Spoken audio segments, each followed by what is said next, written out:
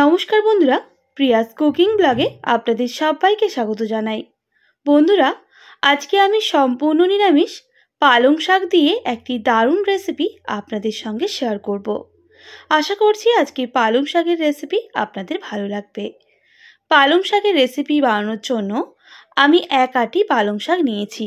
এরপর দেখুন পালং শাকগুলো দেখুন ঠিক এইভাবে বেছে নিতে হবে। পাতার এপিঠ ও পিঠ কোনো রকম পোকা রয়েছে কিনা দেখে নিতে হবে। দেখুন দুদিকটা খুব ভালো করে আমি বেছে নিয়েছি। প্রত্যেকটা শাক এইভাবেই বেছে নিতে হবে।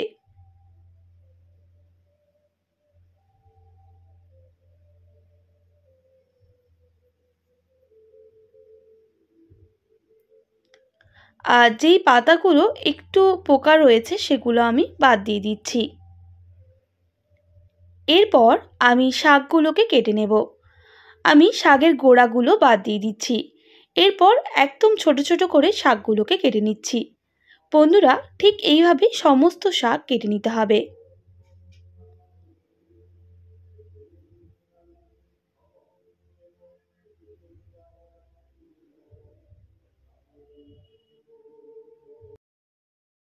সমস্ত শাক আমি কেটে নিয়েছি। এরপর পরিষ্কার করে জল দিয়ে ধুয়েও নিয়েছি। আবারও একবার শাকগুলো বেছে নিচ্ছি কোনো রকম পোকা রয়েছে নাকি। অবশ্যই একটু সময় নিয়ে শাকগুলোকে বেছে নিতে হবে। এরপর পালং শাকের রেসিপি বানানোর জন্য আমি নিয়েছি শিম, কচু, বেগুন, মূলো আর আলু। দেখুন একই সাইজ করে সমস্ত সবজি কেটে নিয়েছি। এরপর আমি কড়াইটা গরম করতে বসিয়ে দিয়েছি। গরম হয়ে গেলে দিয়ে দিতে হবে সামান্য পরিমাপ সর্ষের তেল। আমি আজকে সম্পূর্ণ রেসিপিটা সর্ষের তেল দিয়েই করব। আপনারা চাইলে সাদা তেল দিয়েও করে নিতে পারেন, তবে সর্ষের তেল দিলে রেসিপিটা খেতে অত্যন্ত সুস্বাদু হয়। তেল খুব ভালো করে গরম করে নিয়েছি আর কড়াইয়ের চারিদিকটা একটু ছড়িয়ে নিলাম। এরপর আলুগুলো দিয়ে দিতে হবে। আর আলুগুলো 1 মিনিট মতো আমি গ্যাসের ফ্লেমটা হাই রেখেই ভেজে নেব।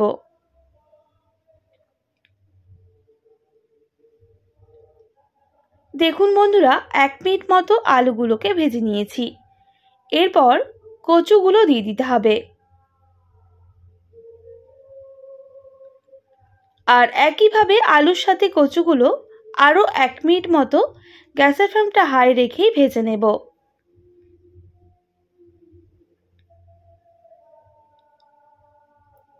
দেখুন বন্ধুরা, কচু আর আলু ভেজে নিয়েছি।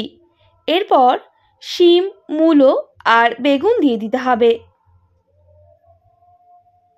আর একইভাবে আরও 2 থেকে 3 মিনিট ভেজে নিতে হবে, তবে গ্যাসের ফ্লেমটা হাই রেখেই ভেজে নেব।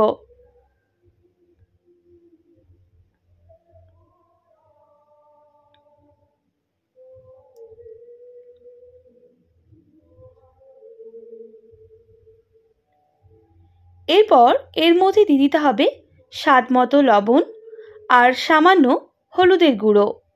খুব ভালো করে মিক্স করে নেব। আর গ্যাসের ফ্লেমটা এবার মিডিয়ামে করে আরও বেশ কিছুক্ষণ ভেজে নিতে হবে।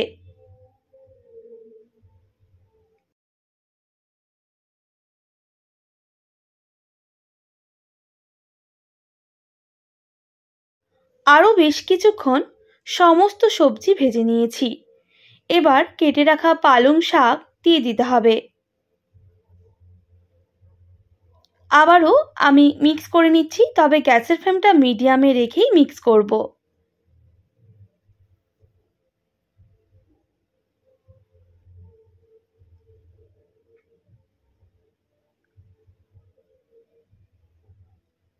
সবজির সাথে পালং শাকগুলো মিক্স করে নিয়েছি। এবার গ্যাসের ফ্লেমটা মিডিয়ামে করে প্রায় 1 মিনিট মতো ঢেকে দিচ্ছি, যাতে সমস্ত সবজির সাথে পালং শাকটাও সুসেদ্ধ হয়।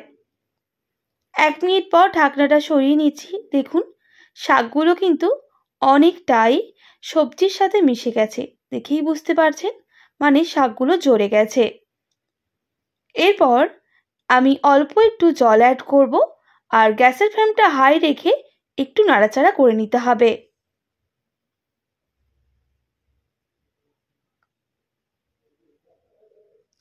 আবারও গ্যাসের ফ্লেমটা মিডিয়ামে করে 2 মিনিট মতো ঢেকে দেব।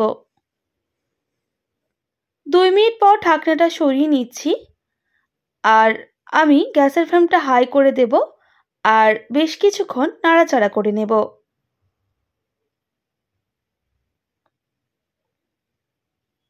এরপর এর মধ্যে দিয়ে দেব সামান্য পরিমাপ জিরে গুঁড়ো। জিরে গুঁড়ো দেওয়ার পর আবারও মিক্স করে নিতে হবে, তবে গ্যাসের ফ্লেমটা হাই রেখেই।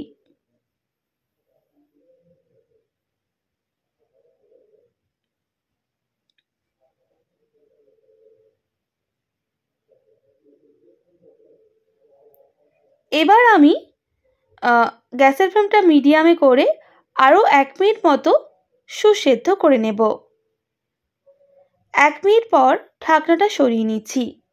দেখুন আলু মূলো কচু কিন্তু একেবারেই সুসেদ্ধ হয়ে গেছে, দেখেই বুঝতে পারছেন।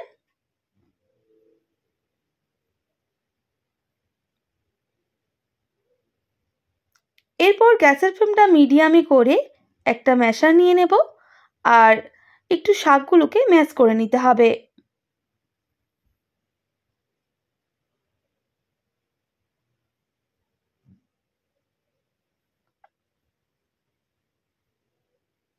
ম্যাশ করে নিয়েছি, আবারও আমি নাড়াচাড়া করে নিচ্ছি, তবে গ্যাসের ফ্লেমটা কিন্তু হাই রেখে। এবার আমি নামিয়ে নেব আর কড়াইটা আবারও আমি পরিষ্কার করে বসিয়ে দিলাম। দিয়ে দেবো একদম সামান্য পরিমাপ সর্ষের তেল।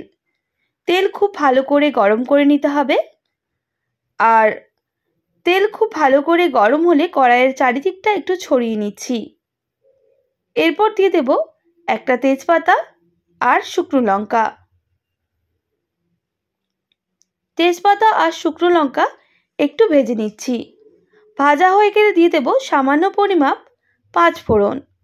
ফোড়নটাও ভেজে নিয়েছি খুব ভালো করে আর ফোড়ন থেকে খুব সুন্দর একটা গন্ধ বের হয়েছে। এবার দিয়ে দেব সেদ্ধ করে রাখা শাক। শাক দেওয়ার পর আমি সঙ্গে সঙ্গে ঢাকা দিয়ে দিচ্ছি আর বেশ কিছুক্ষণ পর ঢাকনাটা সরিয়ে নিয়ে নাড়াচাড়া করে নিতে হবে।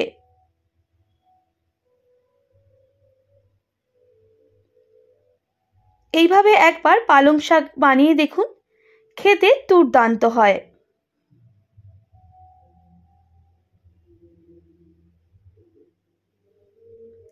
আমি বেশ কিছুক্ষণ এইভাবেই নাড়াচাড়া করতে থাকবো।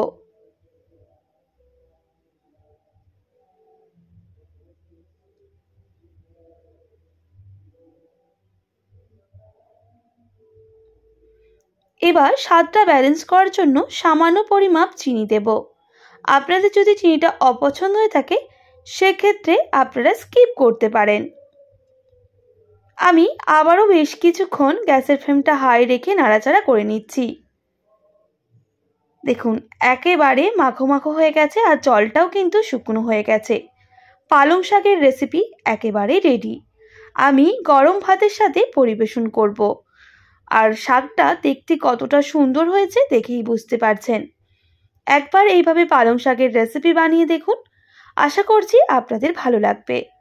ভালো লেগে থাকলে অবশ্যই একটি like, comment, share and subscribe করে দেবেন। পাশে থাকা বেল আইকনটিও প্রেস করে দেবেন, তাহলে নিত্য নতুন রান্নার ভিডিওগুলি আপনাদের কাছে পৌঁছবে। আজকের মতো এতটাই। আবার নতুন কোনো রেসিপি নিয়ে আপনাদের সঙ্গে দেখা হবে। আপনারা ভালো থাকবেন, সুস্থ থাকবেন আর এতক্ষণ আমার সঙ্গে থাকার জন্য আপনাদের সবাইকে অনেক ধন্যবাদ।